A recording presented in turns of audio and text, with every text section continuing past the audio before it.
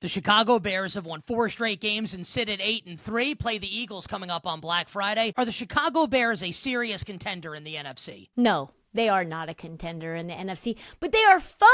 And the offense is rolling, and they're winning games that they should probably win, and they're doing it in a sort of not fluky, but last-second basis over and over and over again, which I think is probably something that would not happen before they got Ben Johnson, but, they're still defensively not very good. Missing 3 linebackers against the Pittsburgh Steelers on Sunday and their top corner, Jalen Johnson, but still scoring 31 points in that game. I'm going to agree with you, Trysta, here that they're not a serious contender, which doesn't mean that they're not building to something awesome here, but there is something to be said for, I think fluky is kind of a right way to put it, and I liked the Bears coming into the season, but you play Mason Rudolph, great. You beat the New York Football Giants, great. They are not beating the best teams in the league right now, which doesn't take anything away from them. Does anyone really think the Bears are as good as the Rams or the Eagles or the Seahawks or the top teams right now in the NFC, despite being in first place in the NFC North? No, absolutely not. The only thing that gives me some sort of confidence or optimism about them beating the Eagles this next game is really the time of the year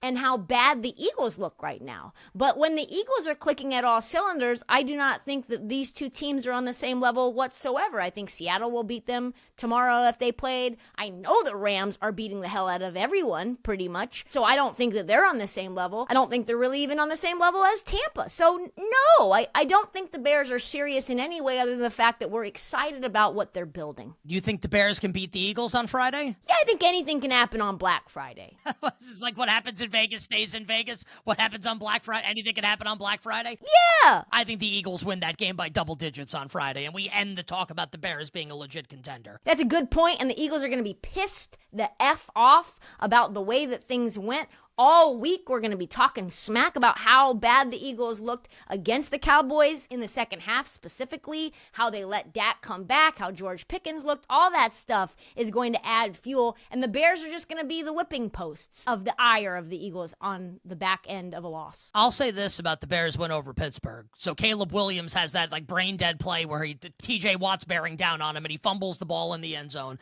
Nate Herbig recovers it for a touchdown. And typically, the Bears teams in the past, they lose that game. The fact that they were able to win that game, to me, says a lot about the head coach, Ben Johnson, who has clearly galvanized this team. We knew he was a good play caller. To me, he seems like a legit leader of men. I think he's been awesome in year one as a head coach beyond just the wins and losses. Do you think Ben Johnson's a top-tier head coach right now? I think he should win Coach of the Year. Like what we're seeing from the Bears as someone who has done Chicago sports radio for a couple of years, and the level of enthusiasm and excitement and really finally true optimism, not just Midwest optimism, but based on facts and data. What is Midwest optimism? It's all going to work out. Everything's good. The Bulls are good. As opposed to me in the Northeast where, nothing's going to go well and everything sucks and everybody's going to die. Exactly. Midwest optimism is all you need is a glimmer of hope for it to be real hope.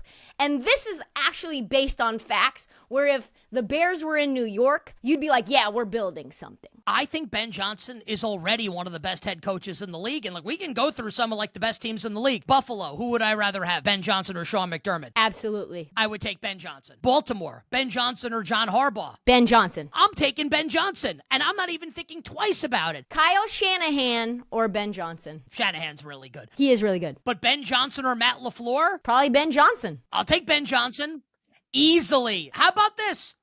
And he just won a Super Bowl. Ben Johnson or Nick Sirianni? Ben Johnson. I think I'd take Ben Johnson with the way Sirianni's coached the team this year. I think Ben Johnson's absolutely awesome. A lot to be excited about if you are a Bears fan. And that includes the franchise quarterback, Caleb Williams. 8-3 this season, saving his best for when it matters the most in a lot of these wins. Does Caleb have the potential to be a top quarterback in the NFL as his career moves on? I don't know, honestly. That's a hard question.